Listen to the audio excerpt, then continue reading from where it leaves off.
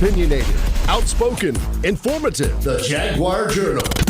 Your source for the latest information on Southern University sports and SWAC athletics. A Baton Rouge sports talk tradition.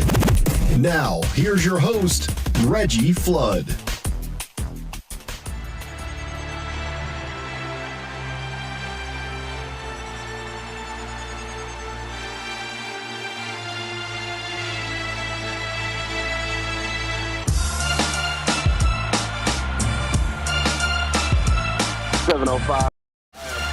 And I am on the road just like you should be to Alcorn. State is a big day for Southern University. The Jaguar Nation headed up to Norman, Mississippi. As the SWAC West is on the line between Southern and Alcorn, the Braves and the Jaguars. Two programs know each other well. Two programs that are, right down the road from each other. Highway 61, City Highway, and get you straight there. All you got to do is keep straight. And it's going to be a big game for that, big atmosphere. Expect a lot of fans. Don't get a late start for this one. Or you may be sitting in line on that runway for a couple of hours as the game is getting started. But should be a good show today lined up. We got my man Charlie Neal coming on at 7:15. After that, that SU soccer coach, my man Coach Jeremy Funno, going to come on and join us. And guess what? Coach Funno and the Lady Jaguars, Southern University women's soccer team, a phenomenal season. It came to an end last night. 2-0 loss in soccer over in Prairie View for the semifinals headed into the SWAC championship. Came down to them in Jackson State, and Jackson State was able to get the best of it. Coach Funno was able to come on and talk to us about the success that they had this season, out-of-conference victories, and what they were able to do actually in conference play. Then at the 8 o'clock hour, we're going to get my man who's the voice of the Braves, Charles Edmonds, going to come on and talk to us about what's going on up here in Lawrence, Mississippi, and why the Braves have been able to find success in the past 5 games. And then we're going to top it out with my man Jim Klein, Peter the Advocate. Of course, I know you read and stuff. You can't be on social media or read the newspaper and not being able to read Jim Klein, Peter's assessment on the Southern University football team. So that's the show we got lined up. I know you guys have how you feel about last week's game against Texas Southern. It was a crazy one. The Jaguars were able to find a way to pull out a victory. It looked bleak for a minute there, folks. Hey, it looked real bleak. 17-7 in the fourth quarter. The Jaguars did a stupid score, ended up getting 17-14, and then in overtime. And then how about that long 54-yard field goal by Southern, man? You know, when you look at the idea of them being able to hang on, it was like what my man Flood said. They are who they are. What you see is what you see, and what you're going to get is what you're going to get. And that's exactly what we've gotten from Southern so far this season. And you paid attention, you've seen everything that they've done offensively. Hal Blood had a tough day, 8 of 24 for 58 yards. But a guy who stepped up big, and I think you continue to see him grow each and every week. You know who that is? You know who it is. We saw my man Gary Quarles, but Kendrick Grimes has really been stepping up from the running back position, really being able to put himself in a position to be a leader of this team. And right now, he's the offense. 2 touchdowns last week, being able to put Southern in position in overtime to ultimately win the game. And, you know, Kendrick Grimes is starting to emerge as a big-time playmaker for this offense. And they're going to need him, along with Gary Quarles, in the run game in order to continue to try to help put Southern in positions to win the game, because guess what? They're struggling in the passing game. 58 passing yards in a ball game. I don't know many teams that can win like that consistently. But you got to have a strong run game that go along with it. And if you don't have a strong run game to complement the passing game, you can't put the game solely on your defense. And I think for Southern last week, that's what you saw. Winning the game on the defense, but making plays when you needed to make plays. And that's what Kendrick Grimes did for this offense. He had a big day the week before in Jacksonville, Florida against Bethune-Cookman. He had a big day last week against Texas Southern. Now we want to see the consistency. Is he in a stride to be able to put himself in a position to be a consistent 100-yard runner? He's done it for 2 consecutive weeks. Can he do it for a third? And this matters when Southern needs him the most. Guess what? And that's against Alcorn State today. Southern's going to really need him the most today. Can Derek Wells get it going? And most of all, I think the biggest question mark, can Dooley get Harold Blood in a position to get him going today? He's going against a big-time guy, and my man Aaron Allen. And, of course, Charles Edmonds going to talk more about Aaron Allen and the type of guy that he is in terms of emerging as a leader in this conference and as a quarterback and really putting Alcorn in a position right now to be successful. And right now, that's the biggest thing. Alcorn on the run the same way as Southern. Both teams tied at the top of the SWAC West. This is a game that matters. Winner of this game is going to have a front row seat to the SWAC championship. A lot of football still to be played. 2 more games for the Jaguars, but listen, there's going to be opportunities today for 2 teams in order to be in a position to win this game. So, who's going to get it? We're going to find out. What we need to do, let's get ready to take a break, Mike. Let's take a break. When we come back, we'll get going with my man Charlie Neal and figure out everything that's going on. So let's take a break. We'll be back more to Jaguar Journal. For over 50 years, Southern University at Shreveport has been preparing students for various careers in the healthcare industry.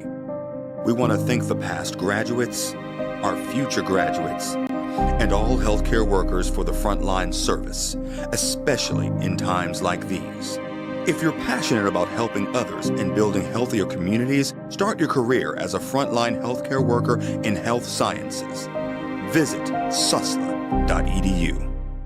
Depression, anxiety, trauma, nicotine dependence, and more.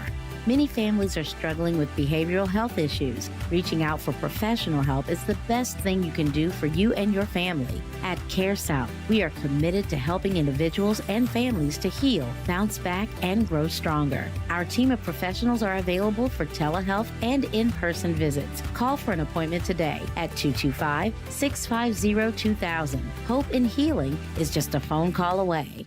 At Reliable Roofing, we're dedicated to providing exceptional roofing services, including roof inspections, repairs, and complete roof installations with over 30 years experience. Reliable Roofing provided me with valuable, quality, and dependable service. They were reliable and affordable. Please protect your most valuable investment with quality roofing services from Reliable Roofing. Definitely where the pros go. Let our family help your family. Call for a free estimate today.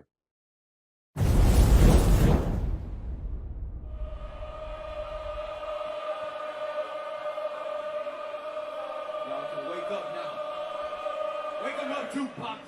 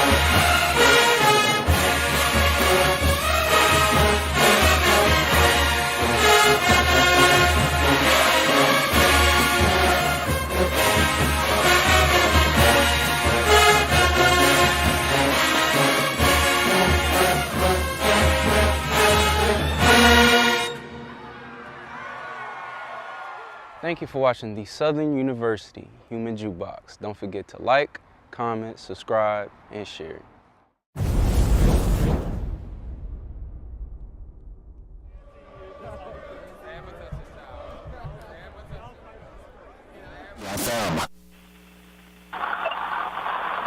we're back. This is the Jaguar Journal. Of course, I'm Perry White. And we're going to keep it rolling this morning because we got a very special guest and a guy who I look up to and been watching a very long time. He's no stranger to the show. I want to welcome this morning my man, Charlie Neal. Good morning, Charlie. Good morning. How are you? Doing good, man. How you doing? I can't complain. I'm down in Houston, Fairview, for their homecoming. They have a big game today against Arkansas Pine Bluff. Trying to stay in the hunt for that West Division title, but I know Southern and Alcorn will have something to say about it. Of course, they're going to have something to say about a big game today on the reservation. But when you look at the fact of HBCU Go TV, you've been up and down the road and all around the South and the country this season. What has the journey been like for you as you call your game today against UAPB and Prairie View? But for you, from week one all the way into now, what has it been like for you? Been great. We've had some great games. I've really enjoyed being able to bring the stories of these particular schools, the players, the coaches, individuals, and the history of historically black colleges and universities in the SWAC, SIC, the NAA. Those are the conferences we've been doing this year for HBCU Go. And it's been great. I've really enjoyed it. And John and I, my broadcast partner, were talking yesterday how the season has gone so fast. And it's a shame to see it come to an end. I mean, this is game number 10 for us. We have 2 more after today. And it seems like it was just yesterday when we were kicking it off on Labor Day weekend. Of the games you've been able to see right now, you watched some great SWAC teams so far. What I got to ask you, was up in Pine Bluff for that Alcorn game. Did you get a turkey legs up there? Unfortunately, I didn't get one. I was told about it. Actually, we didn't, because we actually wound up staying in Little Rock. We didn't actually stay in Pine Bluff because of its homecoming. There was nothing in terms of hotel accommodations. There were no rooms available. So we wound up staying in Little Rock. But no, I did not get a chance to get a turkey leg. A turkey leg, actually. I got you on the turkey leg when you come to Baton Rouge. I got you on the turkey leg, all right? Well, I'll be coming down there for basketball. We'll have to look it up. Well, we're going to look up, and I'm going to get you straight. You had a chance to do Pine Bluff's homecoming against Alcorn, so you've had an opportunity to look at Alcorn firsthand, Southern's opponent today. What is Alcorn? What did you see in that game that kind of caught your attention from the ball? Well, first of all, Jaguar is back looking like a very tough again, the running back. He led the conference in rushing a year ago, and was kind of got a slow start this season. But he's a young man that you're going to have to really pay attention to today in terms of his running ability. And that Alcorn team, Ed McBeard does a great job with the organization, coaching there, and of course, he played there. And, the program, it's having some hard times for a couple of weeks there. They lost a game here and there that they didn't feel like they should have lost. But more importantly, they know they're sitting in the driver's seat. The game today against Southern is at home. So, they have a lot to prove. They're a very good quarterback. Does a good job. Doesn't make a lot of mistakes and things of this nature. That's the most important thing.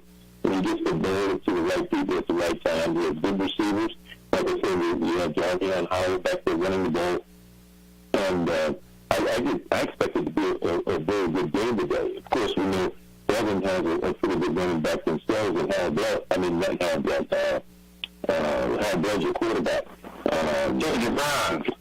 Javon, yeah. And how about Kendrick Ryan? Mm-hmm. Is he playing? Yeah, Kendrick Ryan, that's the guy. He's had 100-yard rushing games the past 2 games. Right. So you have him. So you got the key is going to be defense. Can the defense do the job that they're supposed to do. John Campbell, those guys up front, making those stops and sacking the quarterback and stopping the running backs and tackles for loss. So those are the types of things you got to deal with. As you continue to see you guys broadcast grow, this is year 2 with HBCU Go covering black college football. What has the growth and process been like for you watching this gain an audience and more eyes being able to tune into the games that you guys broadcast? Well, one of the things we've been able to do is we do double-header games every Saturday. Like today, our other game that comes in before us is the Virginia Union, Virginia State game. It's going to be played up in Richmond, Virginia. And the winner of that game will go to the CIAA championship game next week in Salem, Virginia to play Fayetteville State. Fayetteville State wrapped up the 7th division of the CIAA a week ago. And today it's a battle for who's going to win the Northern Division, similar to what's happening between 7 and Alcorn in the East and the West. FAMU is wrapped up the East, and then the West is still up for grabs. There's still 4 teams in the hunt. You have Grambling, you have Fairview, you have 7, and you have Alcorn as far as the West is concerned. But with us being able to do double-header games every Saturday, that's saying a lot for what our commitment is to historically black colleges and universities, especially getting having, and of course next week, John and I and my partner will be doing the CIAA championship game down in Salem, Virginia, which will be Fayetteville State against the winner of the Virginia Union, Virginia State game. But it's been a great season for us. The eyeballs have been there for us, both on the syndicated side and the cable side. So that's important, and we've been able to bring the stories and tell the stories of these young athletes and young student athletes and get it out so people know. And a lot of the credit goes to what Dion was able to do in terms of bringing publicity to historically black colleges and universities. The couple of years that he was at Jackson State, but more importantly, people are still watching, and we're not just talking about the African American community. People are watching across the board, and that's the important thing. Yeah, and to be able to continue that legacy of putting this on a national stage. How are the markets grown with HBCU Go TV so far, being able to get and captivate a bigger audience into black college football and black college sports? Well, it's been great. Like I said, there's more interest, more people are tuning in and seeing what's happening and what's going on. I mean, I have friends of mine that call me or talk to me that I haven't talked to for a long time or text me about a variety of things that are happening and that they're watching the games. And the nice thing about it is, people can see the games across the country, from Los Angeles to Texas to New York to Massachusetts to Florida, and in between. So that in itself is saying a lot in terms of bringing the exposure. And, of course, our syndicated games are on regular television, and games that I've been doing this year, and our other games are on cable. So we're getting double exposure. Plus, they play both games back on Sunday, and starting at noon, you can see if you turn into Grio, if you have cable, if you have DirecTV, it's on channel 342. I'm not sure where it is on other places, but you can turn on the Grio on Sunday and see the playbacks of the games that we broadcasting. Plus, if you have sports.tv on your app, you can tune in and get HBCU Go and watch the game. So there's a lot of varieties, a lot of avenues, a lot of outlets in which you'll be able to watch the contest.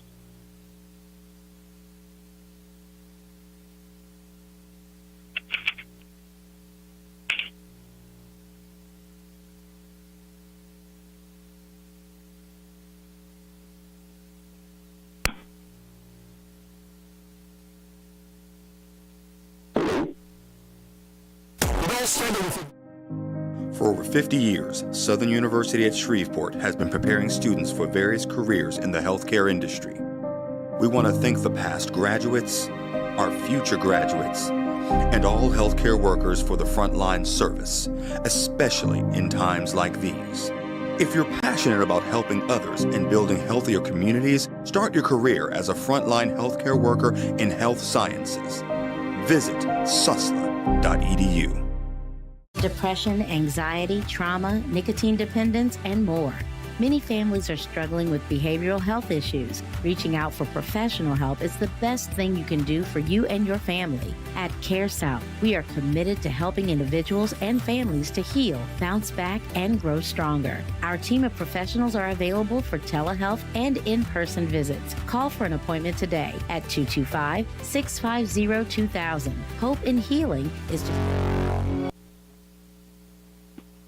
Hey, Charlie, can you hear me? Yes, sir. Okay. Hey, I wanted to ask you before we get ready to get up out of here with you, what is it the matchup today with Prairie View and Pine Bluff looking like? Prairie View is a team that needs to get back on track, but they struggled against Houston Christian and FAMU, only scoring 7 points in their last 2 games. What you like to see out of this ball game today? I think Prairie View is hungry. They understand that the importance of today's game. Not only is it homecoming for them, but it also gives them a chance to represent the conference in or represent the division, I should say, in the CIAA championship game. You know, that's the most important thing for them right now. Prairie View, even though they come in with a 3-2 record in terms of the conference, if they can win out the next 3 games, talking about today, then they play Southern. That's a big game. They're in Baton Rouge next week against the Jaguars, and then they close out the season at home against Alabama State. So if they can come out victorious and get some hope from their friends, of course, we know that when you look at the overall schedule, if Alcorn, let's say Alcorn wins today, I'll use that as an example, or even Southern wins today, they still have a chance to knock off Southern next week, you know, and then Alcorn has to play Texas Southern at home.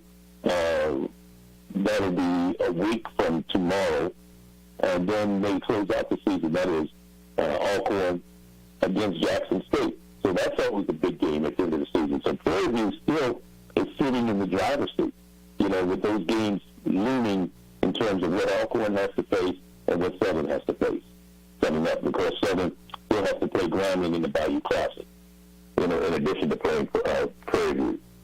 So, you know, it's going to be, the stretch run in the West is going to be very exciting, just like it was last year. You know, Texas Southern was sitting in the driver's seat last year, and they stepped their toe, because we did that game down at Alabama A&M. They had it all on the line, and all they had to do was come out victorious, and that's how Southern was able to sneak in and win the West last year, because Texas Southern just let it get away. Yeah, it's a lot of football left to be played. And they always say, one thing I used to like about Coach Otis, he used to say, November to remember. You got to play your best football down this stretch in November, because you never know what's at stake. And you got to win these games. There's a lot still on the line, and there's a lot still to play for, my man. That's true. No question. All right, Charlie, well, I'm going to let you get back to your day, man. I want to thank you for coming on this morning, talking to us, and letting the people know, hey, if you want to watch another game outside of the Southern Alcorn game, you want to turn over to HBCU Go TV, check out my man Charlie Neal. He'll be over there at Prairie View's homecoming. Charlie, you got to tell me what PV's homecoming. I've heard a lot about it, but you got to give me a update once you get on what PV's homecoming look like, and is it one of the better ones? Because they swear by it. I've never had a chance to experience, but I'm going to let you tell me about it. And tell me, is it one of the ones that you have put up for some of the biggest homecomings around? We're going to find out. I was over there yesterday. We went over to go over some pre-production stuff, and the RVs, as far as you could see, they were there. This is the first time. This is my first time at Prairie View's homecoming. You know, I've done a few this year. Done Bethune-Cookman. We did Alabama A&M. We did Arkansas Pine Bluff. Now I'm here at Prairie View. So we're going to see. We're going to see who puts on the best show. It's going to be a good one, though. I can grant you that. I'm looking forward to it. And if you're just tuning in, that is the voice of the man and the legend. He knows HBC football, and he's been doing it a long time. My guy, Charlie Neal. Charlie, thank you for coming on this morning with me. You're welcome, Barry. Take care and be safe. Yes, sir. All right, let's go to commercial break. Might take us a break. We come back, we're going to get my man Coach Jeremy Funno, the soccer coach of Southern University women's soccer team, to talk to us about the type of season that they had some success. They came to an end last night against Jackson State. So y'all stay tuned. We'll be right back more to Jaguar Journal. For over 50 years, Southern University at Shreveport has been preparing students for various careers in the healthcare industry. We want to thank the past graduates, our future graduates, and all healthcare workers for the frontline service, especially in times like these. If you're passionate about helping others and building healthier communities, start your career as a frontline healthcare worker in health sciences. Visit susla.edu. Depression, anxiety, trauma, nicotine dependence, and more. Many families are struggling with behavioral health issues. Reaching out for professional help is the best thing you can do for you and your family. At CareSouth, we are committed to helping individuals and families to heal, bounce back, and grow stronger. Our team of professionals are available for telehealth and in-person visits. Call for an appointment today at 225-650-2000. Hope in healing is just a phone call away. At Reliable Roofing, we're dedicated to providing exceptional roofing services, including roof inspections, repairs, and complete roof installations, with over 30 years' experience. Reliable Roofing provided me with valuable, quality, and dependable service. They were reliable and affordable. Please protect your most valuable investment with quality roofing services from Reliable Roofing. Definitely where the pros go. Let our family help your family. Call for a free estimate today.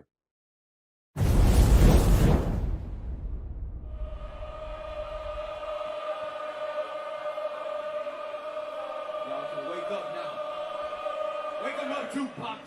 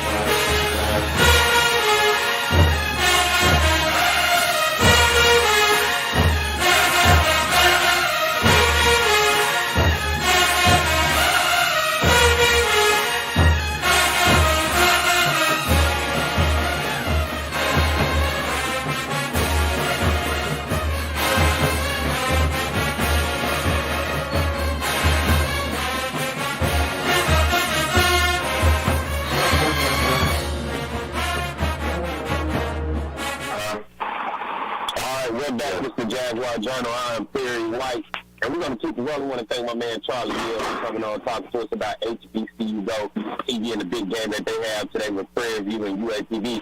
We got to talk about the big game that took place last night and the successful season that they had. So we want to welcome my man, the coach of the Southern University women's soccer team, Coach Jeremy Funno. Good morning, Coach. Good morning. Good morning. Been up? You had your coffee? Oh, man, about to get it now. Talk to me, Coach. You guys, season came to an end last night, a tough one to Jackson State in the semifinals of the SWAC soccer tournament. But for you, give us a recap of the season, man, and the type of success that you were able to find out of conference as well as in conference.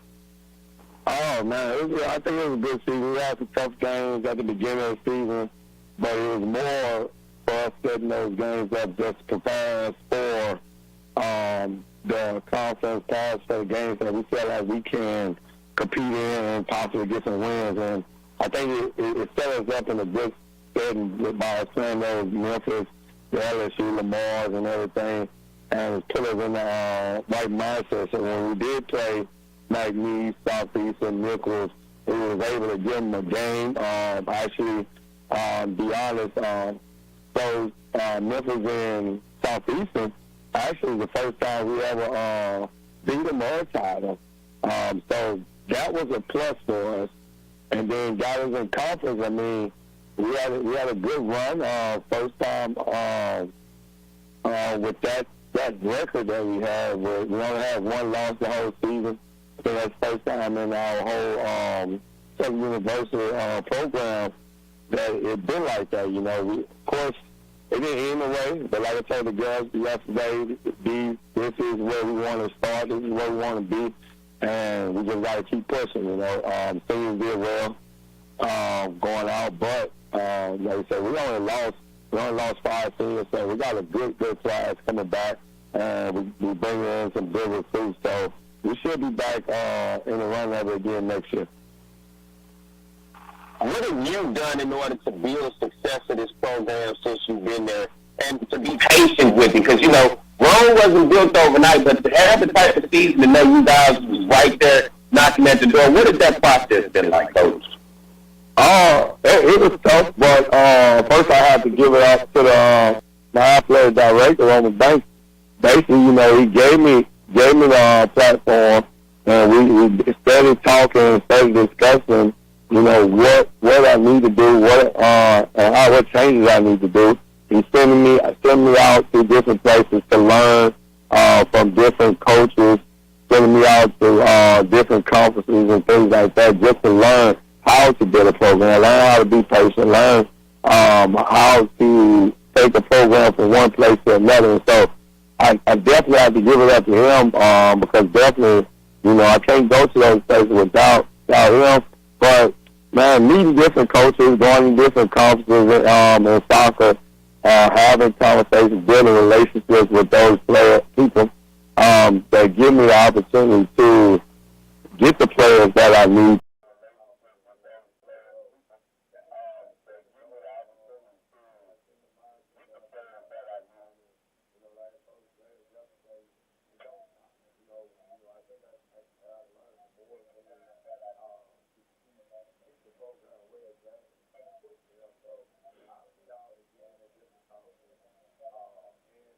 Keep it food and everything. Keep building relationships. Talk to us about some of your seniors and some of your star players on this team that has really helped turn this program around, and as well as some of your new recruits. We actually losing one of our big ones. We lost her in the first game we played against Jackson. Anaya Clark, 5th year senior. We think it was sore ACL knee issue. So we didn't play her in the tournament, so that was a big loss. But our goalkeeper, I mean, she's been amazing. Jamaican national player. She works every day. She's coming back as our captain. We got Ayana Bailey-Williams, our outside back.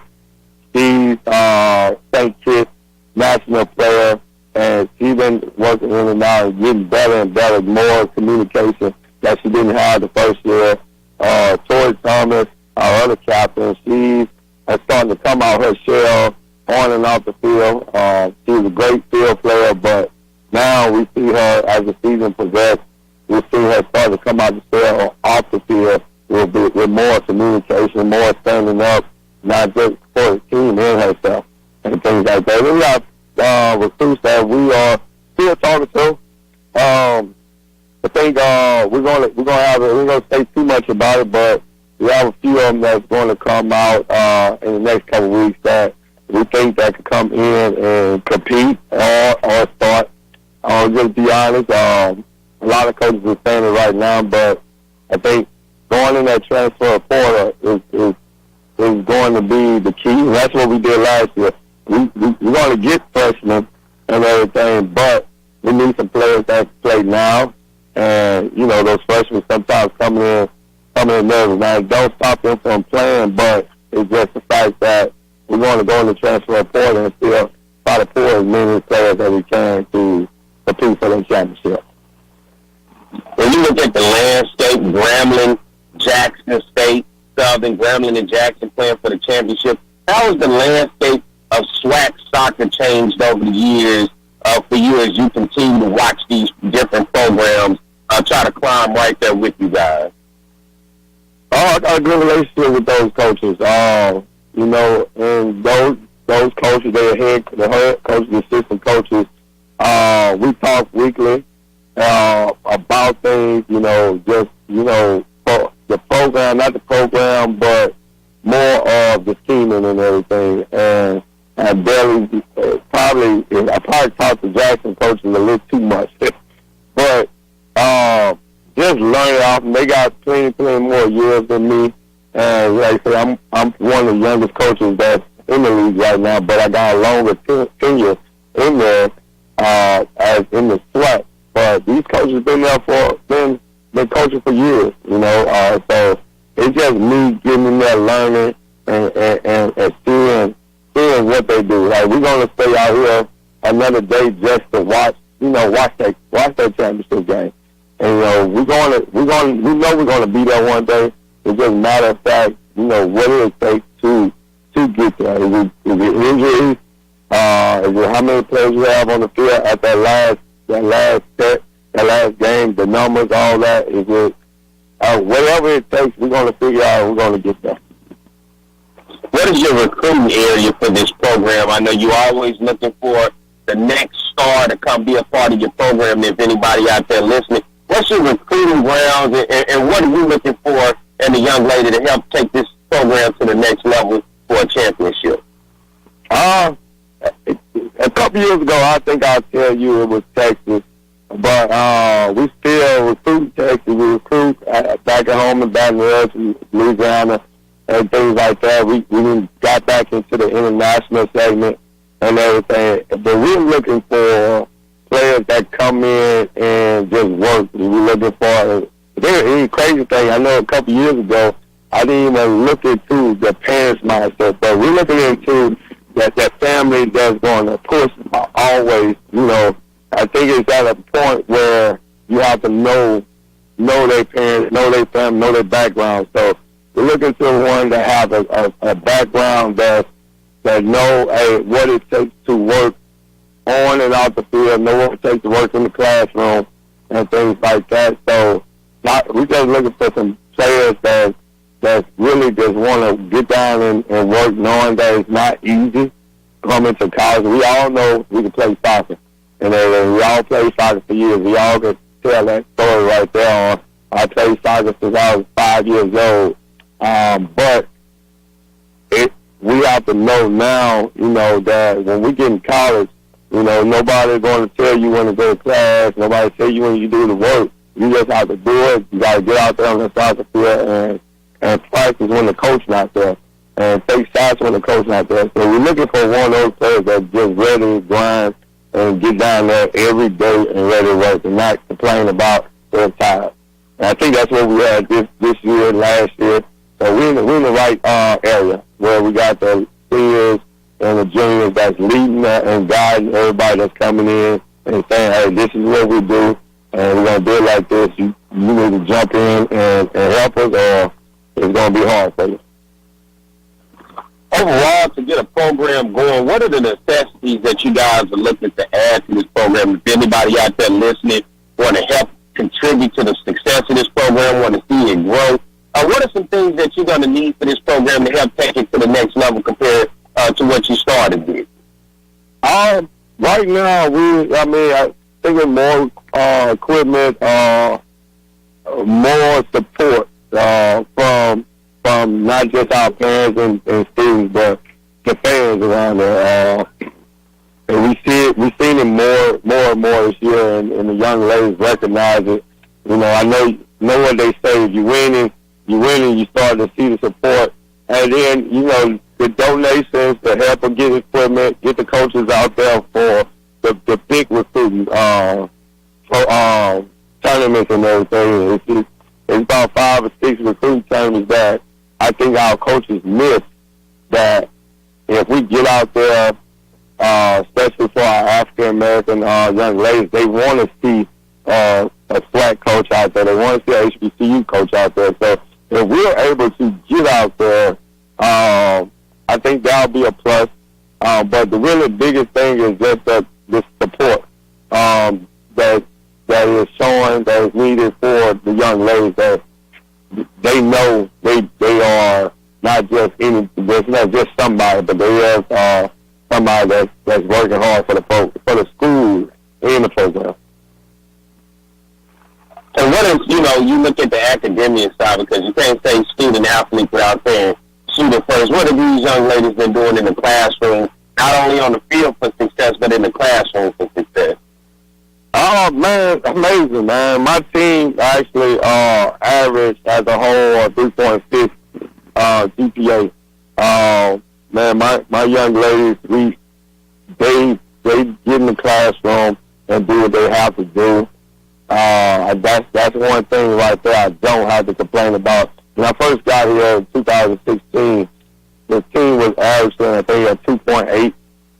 Not saying they wasn't graduating and things like that, but the GPA wasn't where I thought it should be, being a student athlete. So we took it up to the next level, and brought the mindset of we're going to study regardless. We got study hall today, even though we're on the road. We had study hall 2 days ago.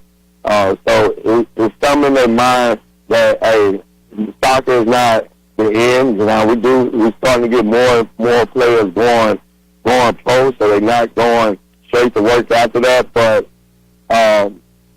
we're starting to get more the mindset of just, hey, soccer got to end one day. We got to make sure we graduate with a good GPA.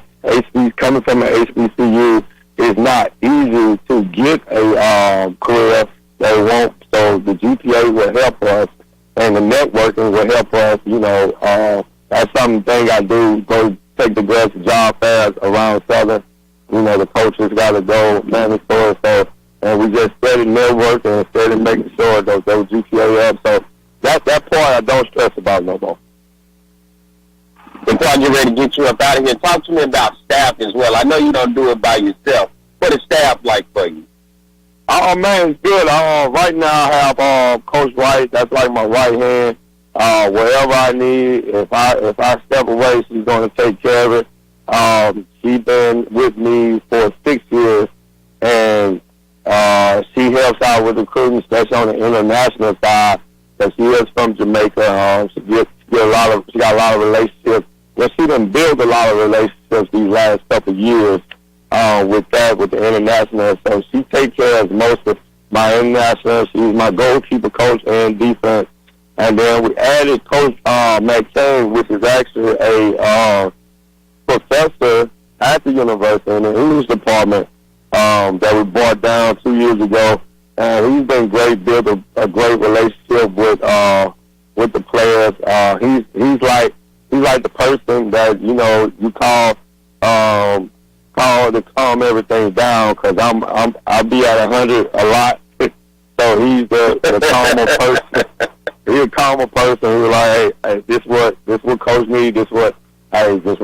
This is what we need to do. So that's my staff. I have 2 managers that work hard for us. So it's definitely easy minor to have a staff, and you can see it better, because he's working at an HBCU, man. It's not everything not easy. The head coaches don't have time to actually get out there on the top field and do it. So much other stuff you have to do, helping out with academics, helping out with getting people in school and things like that. Like say, steady building a network with not just people off campus, but on campus. So being able to have them to make sure we're prepared for practice and make sure everything is set for game day and things like that, I got to give it up to them. If I could give it to anybody, I think my coaching staff would be the staff of the year around America. What they have did for me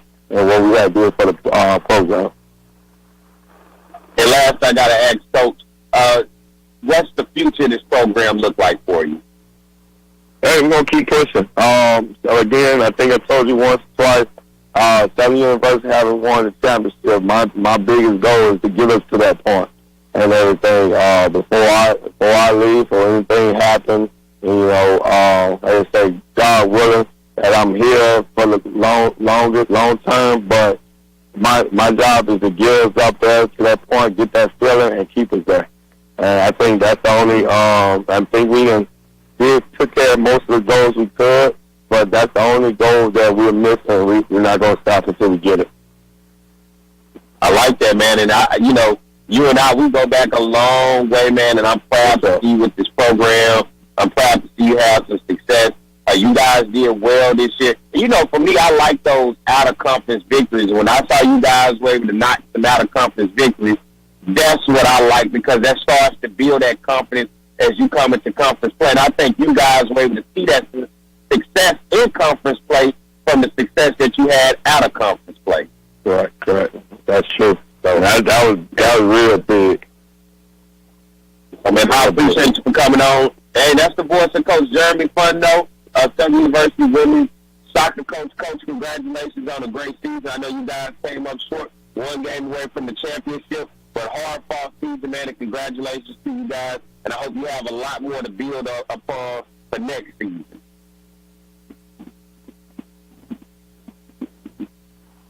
Can you hear me? Yeah, I can hear you. I said I hope you guys have a lot of success to build upon for next season, Coach. All right, thank you. Appreciate y'all for having me again up there. That's all right, man. All right, I appreciate you.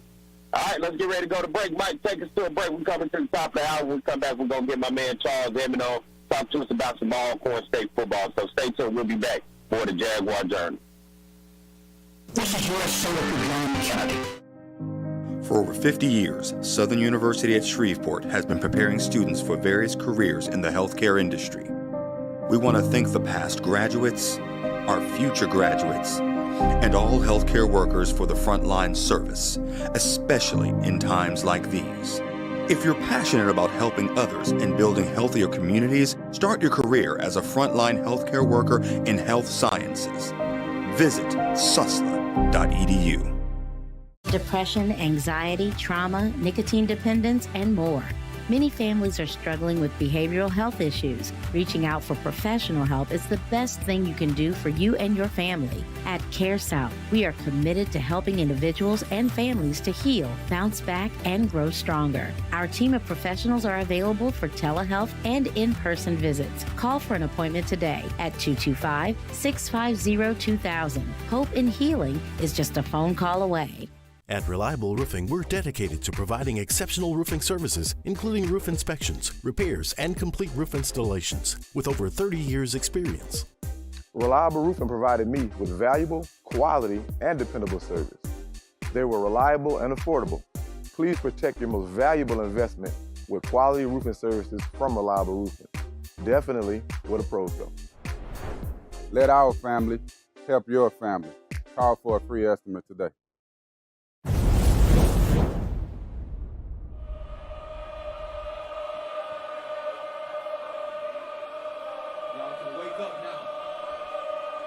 Tupac.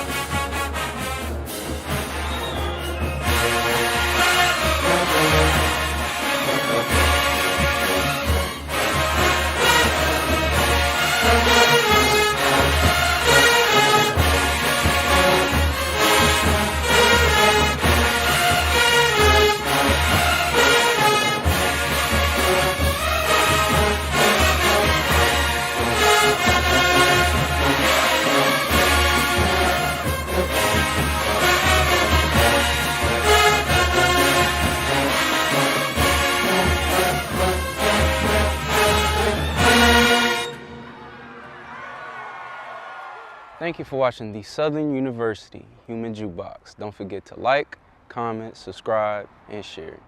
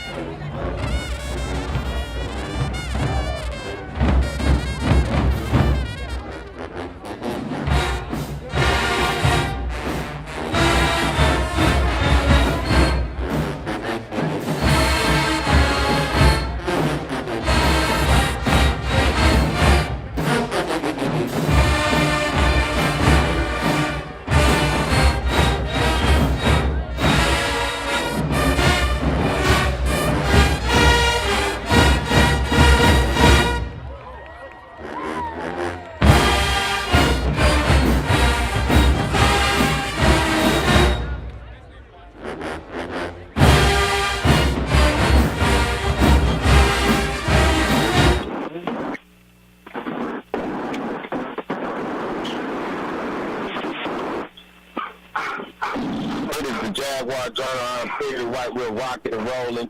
Excuse us this morning as we work it out. Me and my man Mike, we getting it together. I'm on the road. My man Mike back at the studio. So trying to get it going. And we're joined by a special guest this morning, no stranger to the show. He's the voice of the Braves of Alcorn, and he's seen them for a very long time. My man Charles Edmond. Good morning, Charles. Good morning, Perry. Sound like you're heading this way. I'm on the road. You know that Mississippi road sometimes and get you in and out with that signal. When you try to get the closer you get to Norman, Mississippi, man. Oh, yeah, I understand. Now, which way do you go? Do you go the back way? Do you go through Natchez? 61 all the way up. 61 all the way. That's the best way to go. I believe in the back way. It's shorter, but you got to be careful. You know, the Mississippi is Mississippi, Charles. Come on now. I agree with that. You know, big game today. SWAC West on the line between Southern and Alcorn. Alcorn has won. They're 5-1 in their last 6 games. So is Southern 5-1 in their last 6 games. Alcorn's only drop in their last 6 games was a loss to Prairie View. But Alcorn has been able to find success. Wins against Grambling, wins against Alabama State, and just kind of got it going for themselves right now, the same as Southern. But 2 different totally directions in terms of both programs. Let's talk about Alcorn State. They've been able to find a way to get it done, and it has really started with their quarterback, Aaron Allen. He struggled early this season, but he's been able to find some success being finding and becoming a true pocket passer for this team. Yeah, he has. And, this offense has transformed, with Aaron Allen being the pocket passer and the big arm that he is. We become more of a passing team. Our running game had been bogged down early in the season. Everyone had been focused on Jarvion Howard and Nico Duffy. But the last couple of games, we've kind of gotten back to Braves football. And when you think of Alcorn State football offensively, you think of the running game. You think of the Arnold Walkers of the world and the Jarvion Howards of the world, the Anthony A. Williams, and the Lance Turners. You can just, you can go back to that. And so that's Braves football. But this season, at least to start the season, teams had really been keying in on our running game. There was a stretch there, 2 or 3 games in which we didn't get 75 yards rushing. So that was a problem. And, of course, when you can't run the football, you can't get much done offensively. But Aaron Allen has stepped up in becoming that big arm, and they've really changed the plays for him because he's moving the pocket, he's pushing the ball down the field. And so that's what the Braves are right now. Now, the last couple of games, we've gotten back to the running game, and we've had success running the football. And so that's Braves football. So we've kind of transformed into a pass-first team. But then the last couple of games, we're back to the ground and pound. So we'll see what happens today. Texas Southern had a pretty solid running effort against Southern last week. And it was Jarvion Howard and Nico Duffy and a kid soon, which you'll see today, a kid from Natchez was a walk-on. If the Braves' running attack is solid, this football team is solid. Let's do this. Let's go through the offense. We went to quarterback position. And, of course, there was a quarterback battle to start the season. Tyler making the transfer, coming into the program against Aaron Allen, who was already within the program and transferred as well. Aaron Allen has separated himself. You're looking at the running back position. Of course, it seems to be Jarvion Howard leading the way at that position. Let's go from your O-line and as well as your receivers to help develop the rest of this offense in which they've had success in their past 6 games. Yeah, the offensive line, we've had some injuries for the most part of this season, especially on the right side of that line. We've had some guys out. And so we're getting guys healthy up front. Coach again doesn't talk about it too much, but we were banged up front early in the season. So that was the struggles with protection early on. So I think right now we're at a point in which, number one, Aaron Allen is getting the ball out of his hands quickly. Number two, he's doing a much better job with his legs in terms of making plays with his feet and moving the pocket, something that he really didn't do a lot of last year. So I think with the offensive line and plus Aaron Allen more of a running threat, that helps. The receiving core, we've got some receivers that have really stepped up, and I was really concerned about that going into the season. But, you got guys stepping up like Anthony Williams Jr., kids stepping up, Malik Rogers, King McNair, Montario Hunt. We got guys, and we've got a tight end, Chuck Griffin, who has 4 touchdowns, who leads the team in touchdowns. Our tight end is leading the team in touchdowns right now. So Chuck Griffin, that possession, that 3rd and 3, that 3rd and 4 type of tight end, something we haven't really had over the years. So when your tight end is leading your team in touchdowns, that tells you a lot. So I think this Braves receiving core led by our tight end, just a little bit different wrinkle, a little bit different dynamic, and then you add a quarterback that can push the ball, that can get the ball to him. I think that makes this Braves offense just a little bit tougher to defend. Now let's jump over to the defensive side of the ball, and I want you to work it from the inside out, from that D-line, D-end, to your linebackers, to your defensive backs. What does Alcorn look like defensively so far this season? Well, on the back end of that defense, we were leading the FCS at one point in interceptions with 10. Jackson State got 3 against Valley, so they have 13, a couple of weeks ago. So they're one of the top teams. The Braves one of the top teams in the FCS in terms of interceptions. We're just getting pressure.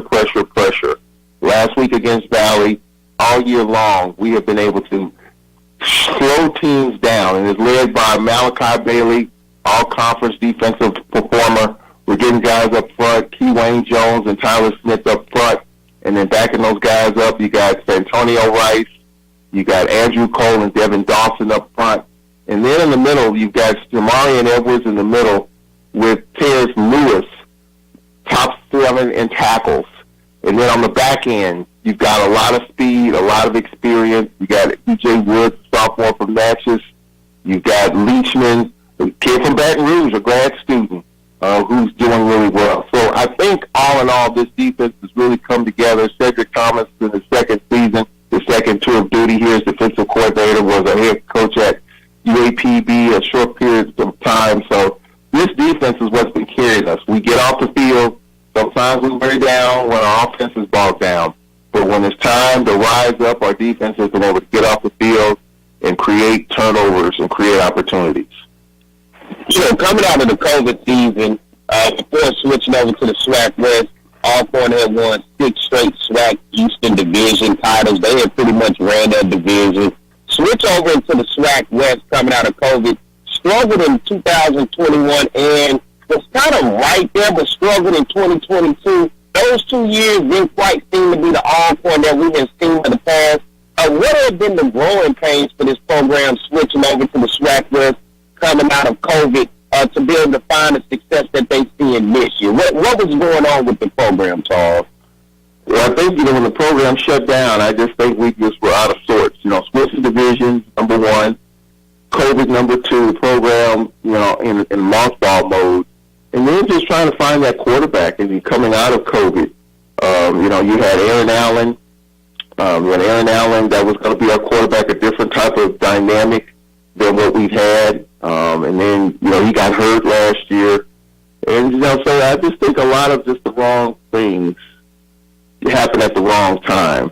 So when you haven't played, and, it does impact recruiting some, I just think just getting back to level footing. I think that transition was a lot harder, a lot longer, and a lot tougher than anybody expected. And so with that, coming off, as you mentioned, 6 straight division titles on the eastern side, that got folks spoiled a little bit, and you can understand that. But it's been a tough transition, no question about it. But I think now we have the players, we have the personnel, and we have the recruiting to be able to go out there and get some quality players, not much in the portal, but just kids that love Alcorn and love football, good character kids. And I just think just putting that all together just took a little bit longer than expected. Now, with that being said, in fandom, you want it all right now. And sometimes it happens, but most of the time it does not. So after winning 6 straight division titles, fans are kind of in a little bit of uncomfortable state, knowing that, we haven't been up there. But this year's been a different story. This year we're there. That loss to Prairie is still hanging in our gut a little bit, and let's hope it doesn't come back to haunt us. Prairie's still very much in contention, especially with that win over the Braves and a 2-team and a 3-team tie break. Alcorn might be on the outside of that thing, depending on what Prairie View does today and what they do in Baton Rouge next week, because they've already beaten us here. So, we're playing better. Our defense is playing better. Offensively, just continuing to get better. But we have to continue to work at it. And I think, the big story that we haven't talked about yet is special teams. Southern has a punt kickoff return for touchdowns. When Alcorn plays Southern, as you know, special teams always play the factor, including a couple of years where Southern hit the field goal and Alcorn to win it. So that third leg of the game is going to be key. But it's been a tough sled since we paused the program, and I just think fans expect a lot more. It hasn't been that way the last couple of years. We were in contention for the West for a period of time down the stretch there. But, we're ready to get back to where we need to be, and today's a big step towards that. So let's talk about you're kind of saying, I think what I heard, Fred McNair could be heating up a little bit maybe. Fans want to see Alcorn get back in contention. But for this coaching staff, go through the coaching staff, offense and the defensive side of the ball, that's really making a difference to help Coach McNair get this program back up and going to try to get that first SWAC West Divisional title. Well, our quarterbacks coach, Coach Phillips, has done a really good job with Aaron Allen. Aaron Allen is a different guy than he was last year. He was more of a pocket passer, more of a statue back there. And when the offensive line broke down, he broke down. He got hurt against Grambling, had a shoulder injury, missed the rest of the season, last third of the season, decided not to have surgery, rehabbed on his own in Houston. And so, he took a chance on himself. He bet on himself, and he's come back stronger, and he's more versatile in terms of moving the pocket, on second and third and longs. He's going to take off if things aren't there. It's something he didn't do last year. So Coach Phillips on the offensive side of the ball working with the quarterbacks. And then just with defensively, you've got everything that you could want with Coach Cedric Thomas leading the way as far as that is concerned. He is the glue that holds that defense together. And so I think from a coaching perspective, I think we've got the coaches, especially on the defensive side of the ball, to get it done. Offensively, still trying to work through some things. And the fans are just uncomfortable with where we've been. And I think, I've talked with other people about it. Alcorn and Southern are kind of in the same boat in terms of how people feel about their coach right now. I know down there, people are not happy with Coach Dooley in the second season. It's been an underwhelming season so far. But I tell you what, I never count out the Jaguars. When their backs are against the wall in a game like this, it was very few people are giving them a chance here on the road. We've had the first two SWAC championship games here, Alcorn and Southern had a chance to win them both. They didn't. Kickoff return by Javen Morrison. You can go on and on how we've been in Southern's way.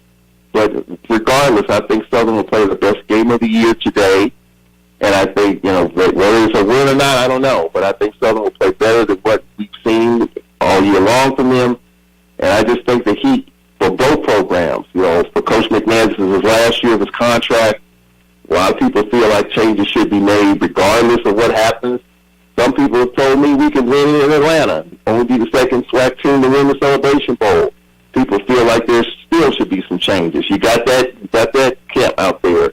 You've got some that believe if you run the table, take it off the sheet, coach will get a new contract and let him do what he needs to do. You got that camp out there. So there's a lot of moving pieces. There's a lot of energy. There's a lot of passion. There's a lot of synergy, regarding Coach McNair and this football program right now. But as of now, we're hot right now, the second hottest team in the league. And when you're winning, Perry, a lot of that stuff, goes below the surface.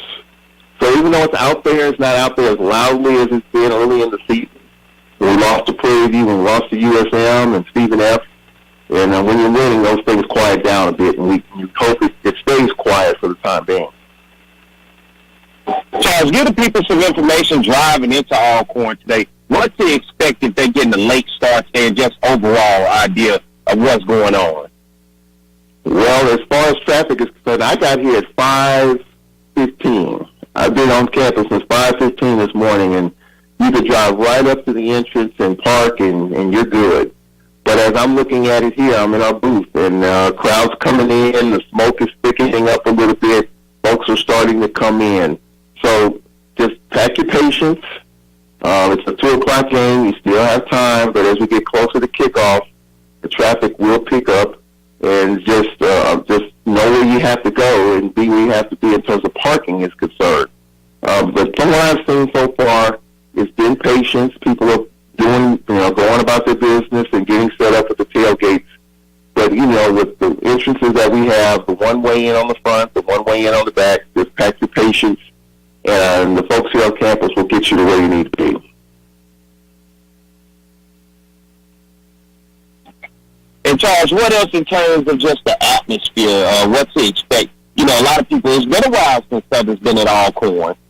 So, they may not be too familiar anymore with the atmosphere around the campus. I tell you what, people know when Southern comes here, Southern has the potential to take over the campus. We all know that. You know that. I know that. Jaguar fans know it. Jaguar Nation knows it. Braves fans know it. So this game gets a lot of attention because it has been a while since Southern has been here.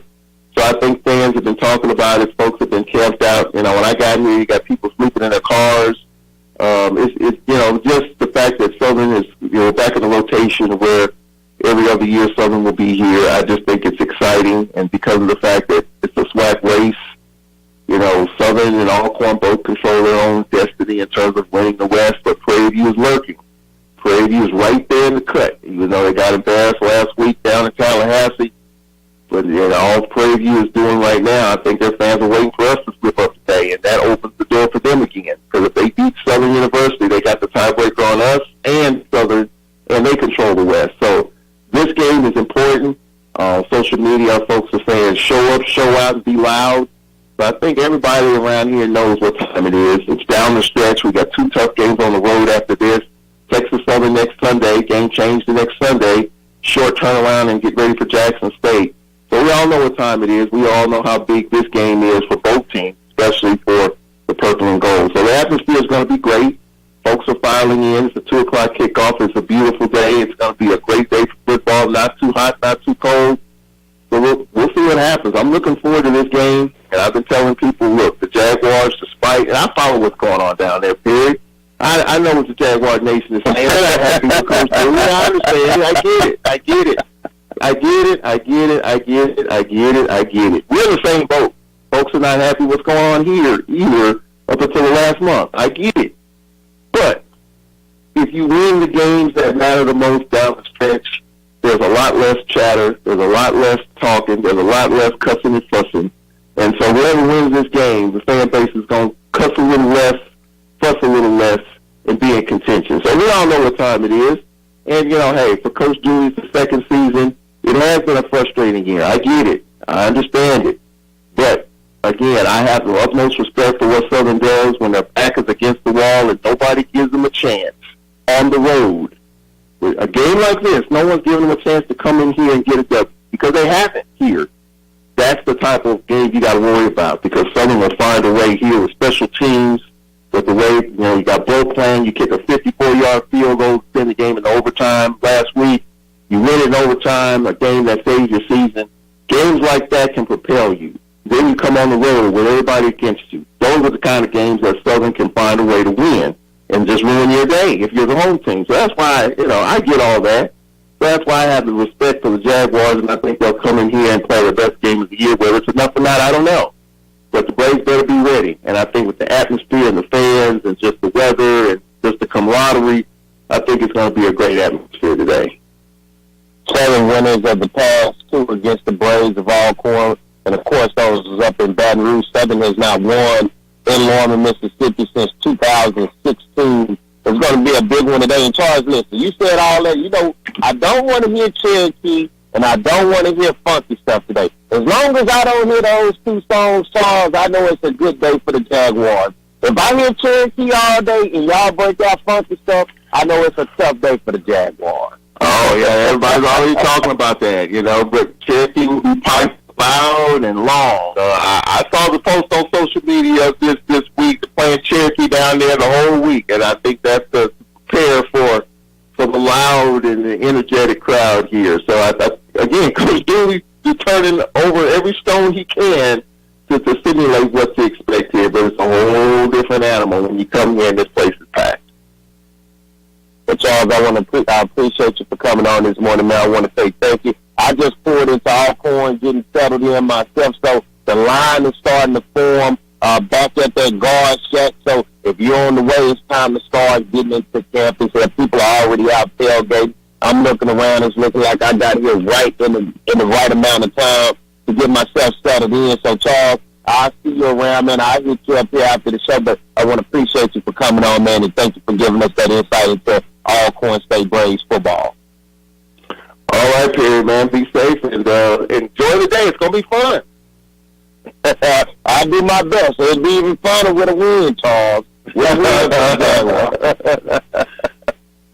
That's my man Charles Edmond. Thank you. My man Charles Edmond, the voice of the Braves of Alcorn State. I want to thank him for coming on. Let's get ready to take a break. We're going to come back. We're going to have my man Jim Klein-Peter from the Africa come on. We're going to talk about the Jaguars and what to look forward to this week and what we saw last week. So y'all stay tuned. Mike, take us to break. We'll be right back for the Jaguar Journal. For over 50 years, Southern University at Shreveport has been preparing students for various careers in the healthcare industry. We want to thank the past graduates, our future graduates, and all healthcare workers for the frontline service, especially in times like these. If you're passionate about helping others and building healthier communities, start your career as a frontline healthcare worker in health sciences.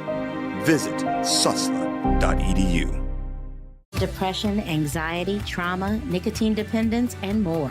Many families are struggling with behavioral health issues. Reaching out for professional help is the best thing you can do for you and your family. At Care South, we are committed to helping individuals and families to heal, bounce back, and grow stronger. Our team of professionals are available for telehealth and in-person visits. Call for an appointment today at 225-650-2000. Hope in healing is just a phone call away. At Reliable Roofing, we're dedicated to providing exceptional roofing services, including roof inspections, repairs, and complete roof installations, with over 30 years' experience. Reliable Roofing provided me with valuable, quality, and dependable service. They were reliable and affordable. Please protect your most valuable investment with quality roofing services from Reliable Roofing. Definitely where the pros go. Let our family help your family. Call for a free estimate today.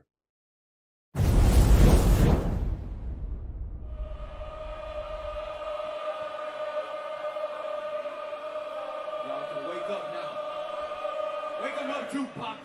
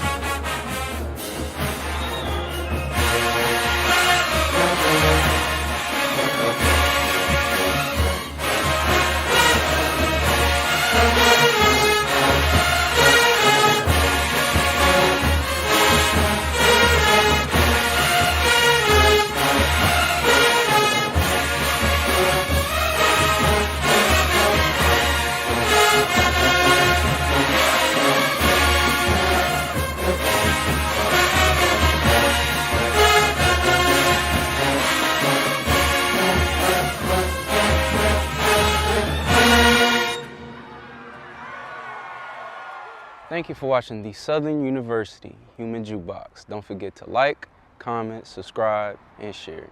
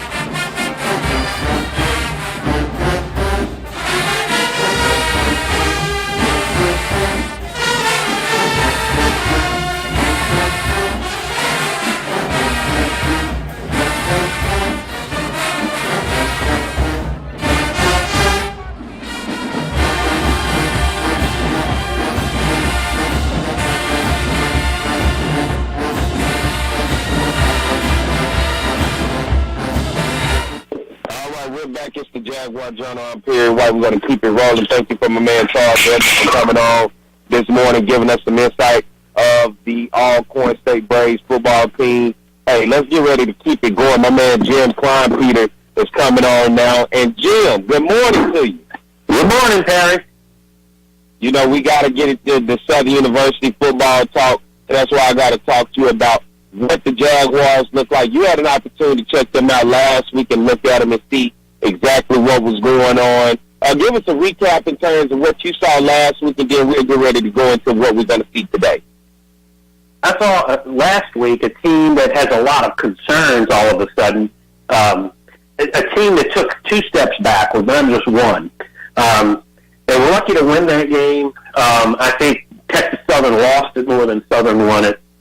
But, you know, you don't expect to see that bad a performance that late in the season. So that's a concern. And I guess it can continue to be a concern if they don't play well this week.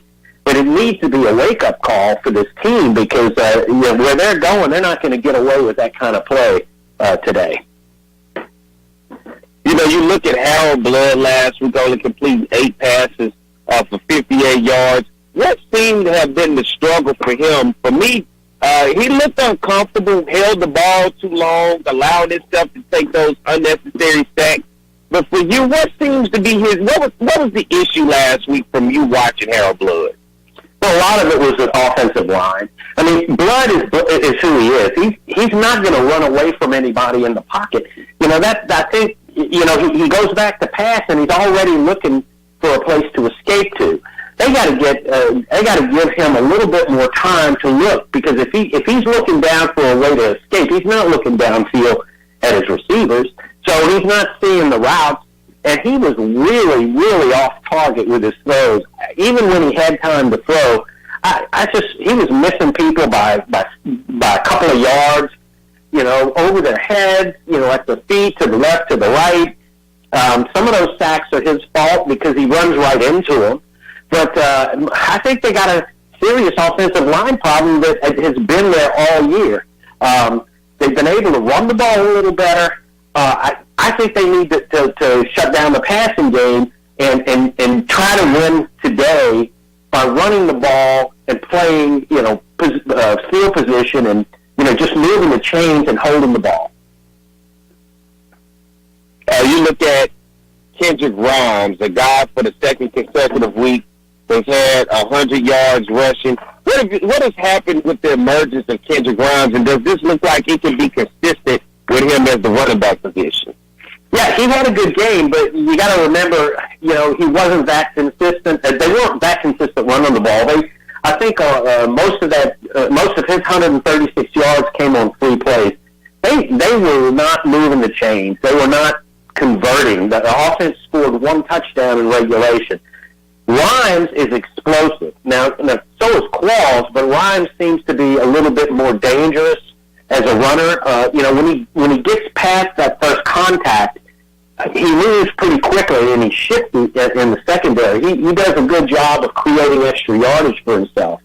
And, I don't know why he's not starting. I guess it's, Dewey will say it's because Qualls is a senior, and Qualls is a little bit better when it comes to the other aspects of running back, like blocking and knowing what the play is and knowing which way to go.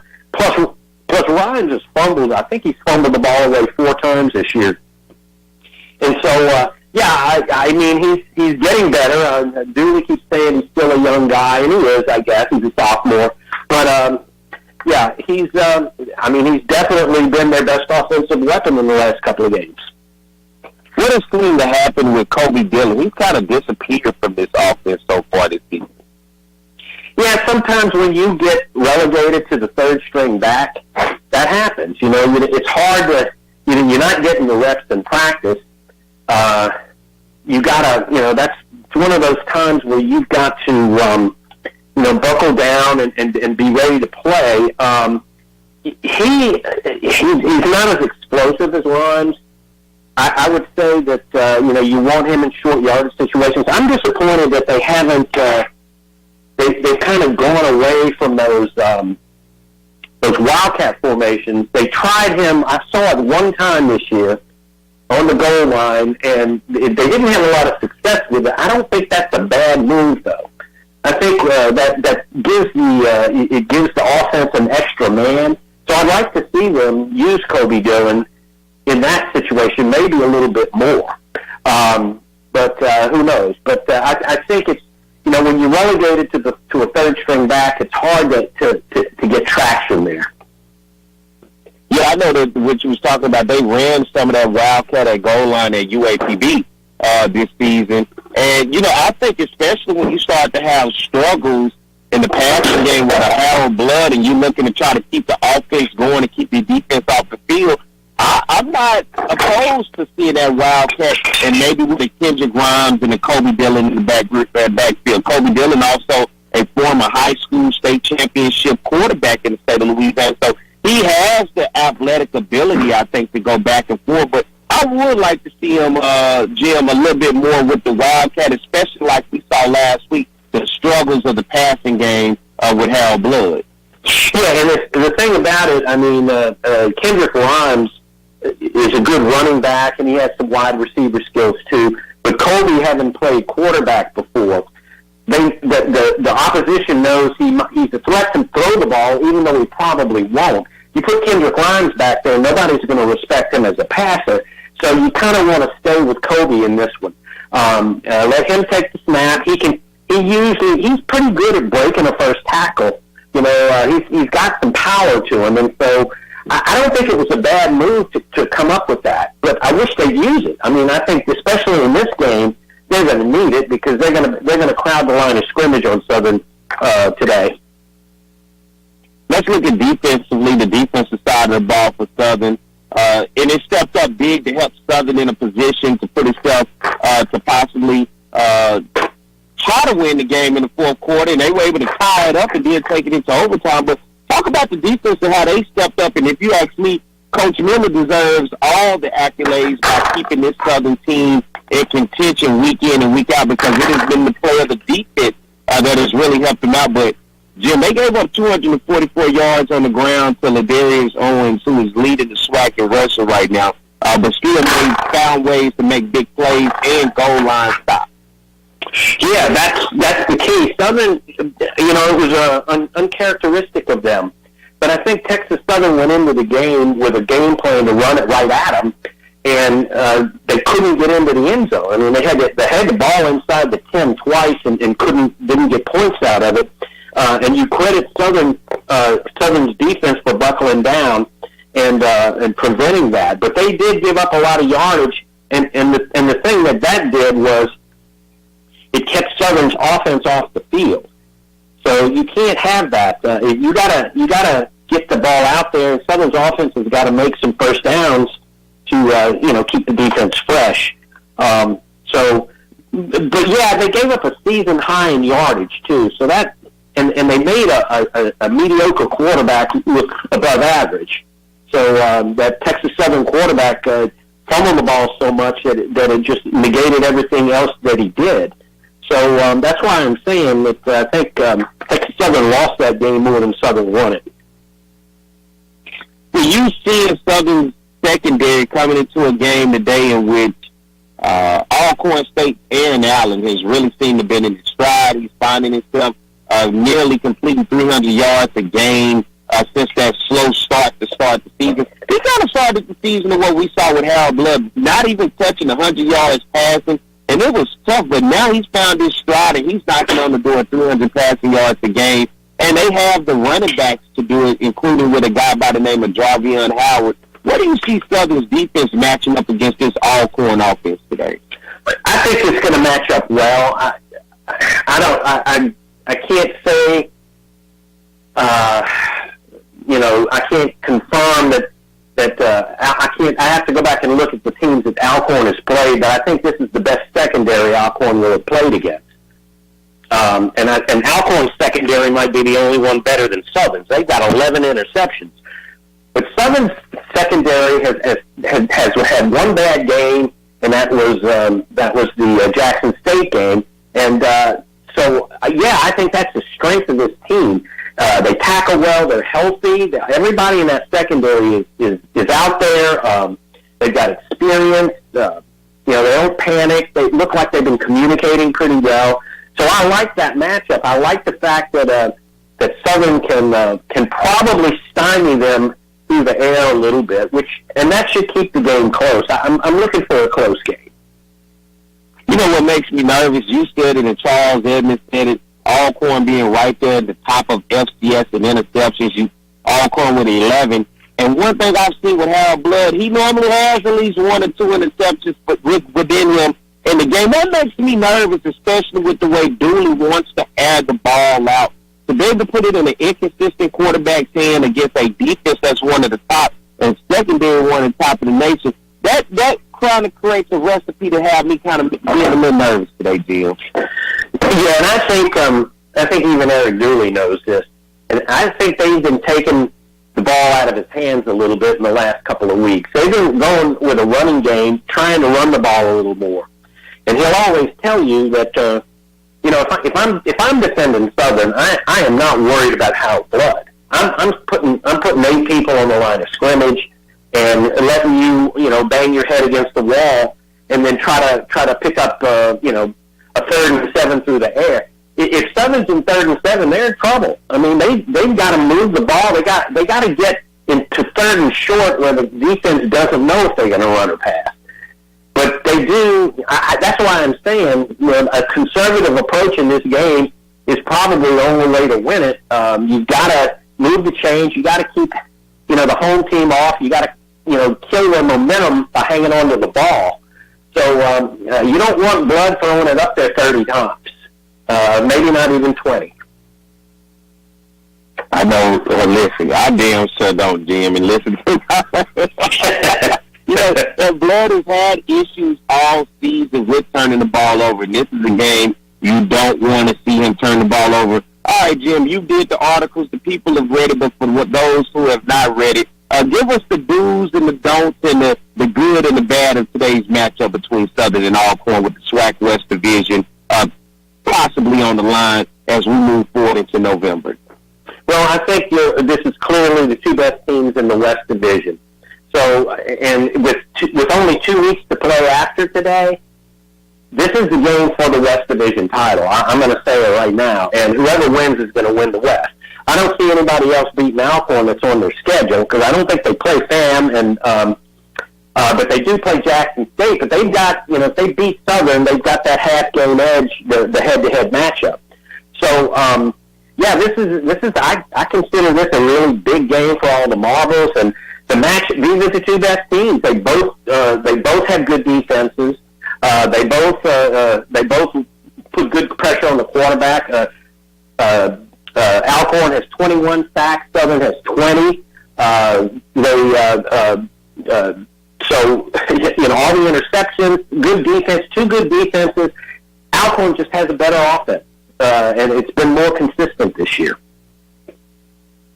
Talk to me about special teams. Now, I know you, just like I and everybody else, a 54-yard field goal to send the game into overtime, Jim. That has to be one of the best kickers in the country, no matter if it's FBS, FCS. 54-yard field goal is not an easy feat when you talk about special teams.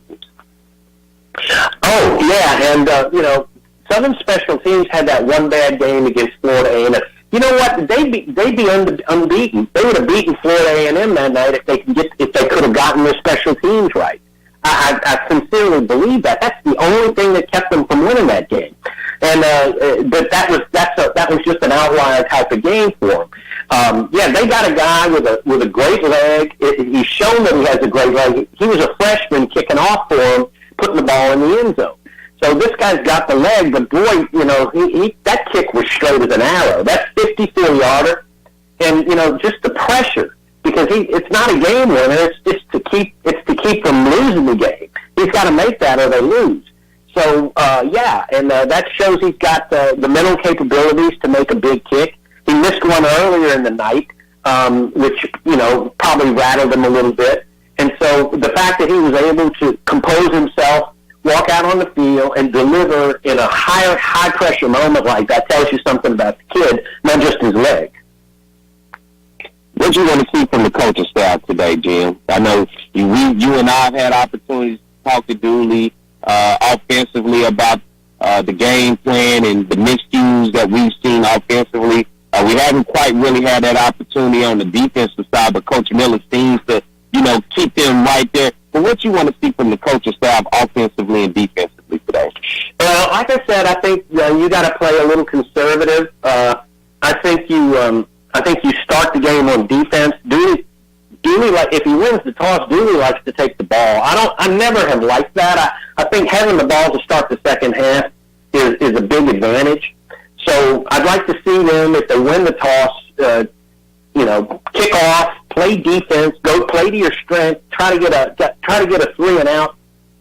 And if they can score early, if they can get a score in the first quarter, it'll help their confidence, and it'll help kind of quiet the crowd, because you know how loud it's going to be today. You know how crazy the crowd's going to be. When the games matter this much, people will come out of the woods for this game. So I would like to see that. I'm not sure defensively. Southern just needs to keep doing what it's doing. Jarmian Howard, I think he's about as good. I don't think he's explosive as Owens, and I think Southern has a chance to shut him down a little bit. That should be what they want to do. Make Alcorn play third and long. I'm looking forward to this one, Jim. Should be a big crowd. First time Southern has been here in quite some time. Alcorn's program seem to finally getting things back on track. We talked to Charles Edmond. I said, Charles, Alcorn had won 6 straight SWAC Eastern Division titles, then COVID hit, and they struggled in 21 and 22. But this seems to be the Alcorn that's back on track now, trying to win their first SWAC West Division title. You look at Southern, the defending SWAC Western Division champions, and coming into the season, and today sets no better, bigger, or greater picture than a scene to basically defend that title against a team who's been right there keeping them from winning a championship. Yeah, and this Alcorn program has been rebuilding itself, and they didn't quite get there last year, but they've got, when your quarterback is coming back for his second year as a starter, it makes you a lot better, and I think that Southern will see that if they're still going with Blood next year. He'll be better next year. He'll spend the summer working on what he did wrong. But Alcorn is on that track to get back where they were, and just kind of erase the memory, some bad memories of the COVID year and the 2 years after that, where they kind of got they had to just sit out that season. And I think that really hurt the program. And Jim, let me ask you this, Jim. I gotta ask because a lot of people want to know. And this is your opinion, and your opinion only, and I'm sure you probably know mine. If you see how a Blood struggle today, like we saw him last week, would you like to see an opportunity for another quarterback, maybe a Noah Biden, to at least get an opportunity to give the team a chance to win it? Or do you think you just got to, like we saw with Coach Dooley, you literally have to ride it out with Harold Blood if you think that's going to give this team a chance to win? Well, if by now they haven't gone to Biden, it's because they know he will be worse than Blood. I mean, you can't just stick a guy out there and expect him to be better than what you've got. They spend a lot of time deciding on who's gonna start, and there's so much more to it than how many passes you complete. I mean, Biden gets in there for 2 or 3 or 4 plays, and he manages to throw an interception. He's done that twice in games where they were way ahead, and man, you don't want that. I mean, you already got a guy throwing interceptions. So there's way more to it. The coaches, people think that, that's why the backup quarterback's the most popular guy in town. It's because they think, well, you got to put him in. No, you don't. You don't, because there's so much more to being a quarterback. It's how much poise you have. It's how you handle, how you recognize defenses, how you recognize blitzes.